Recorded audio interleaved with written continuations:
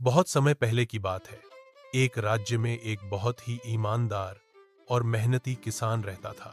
नाम था धनीराम। उसका छोटा सा खेत था जिसमें वह दिन रात मेहनत करता और जैसे तैसे अपने परिवार का पालन पोषण करता था। गांव में उसकी ईमानदारी की मिसाल दी जाती थी। उसी राज्य में एक बुद्धिमान राजा वीरेंद्र सिंह राज करता था। वह वृद्ध हो चला था और चाहता था कि उसका उत्तराधिकारी कोई ऐसा हो जो सच्चा, ईमानदार और जनता का हितैषी हो। उसका कोई पुत्र नहीं था, इसलिए उसने एक अनोखी योजना बनाई। एक दिन उसने राज्य भर में घोषणा करवाई, हर गांव के एक एक युवक को राजमहल बुलाया जाएगा और उन्हें एक विशेष बीज दिया जाएगा। जो 1 साल बाद सबसे उत्तम पौधा उगाकर लाएगा, वही राज्य का अगला राजा बनेगा। गांव-गांव से युवकों को बुलाया गया और हर किसी को एक छोटा सा बीज दिया गया। धनीराम का बेटा मोहन, जो पिता की तरह ही ईमानदार था, भी शामिल हुआ। मोहन ने बीज घर लाकर मिट्टी में रोपा। रोज पानी देता, धूप दिखाता, पर हफ्तों बीत गए, पौधा फूटा ही नहीं। पिता ने कहा, घबराना मत बेटा, तूने अपना कर्तव्य निभाया है। अगर कुछ नहीं उगा तो सच लेकर ही दरबार जाना।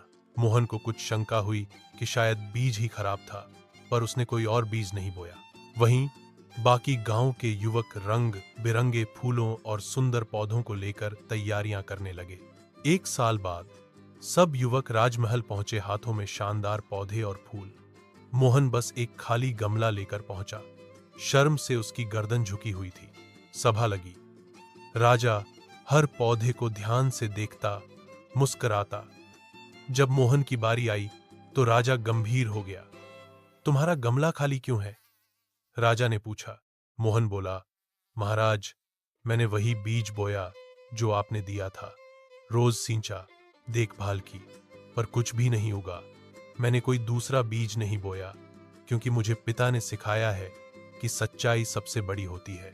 राजा कुछ क्षण चुप रहा, फिर खड़ा होकर ऊंचे स्वर में बोला, यह है मेरे राज्य का योग्य उत्तराधिकारी। सभा में सन्नाटा छा गया।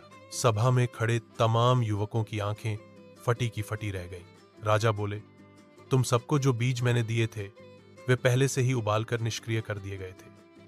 उनमें से कुछ भी नहीं उग सकता था। लेकिन तुम सबने झूठ बोला, किसी और बीज से पौधे उगाए। सिर्फ यह एक युवक, मोहन, सच्चाई के साथ खड़ा रहा। लोगों की आंखों में मोहन के लिए सम्मान था।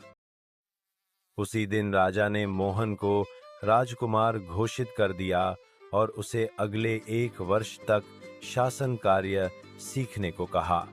लेकिन असली परीक्षा अभी बाकी थी।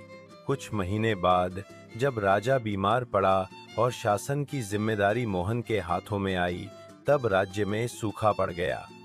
अन्न के भंडार खाली हो गए। व्यापारी महंगे दामों में अनाज बेचने लगे और जनता भूख से बिलखने लगी।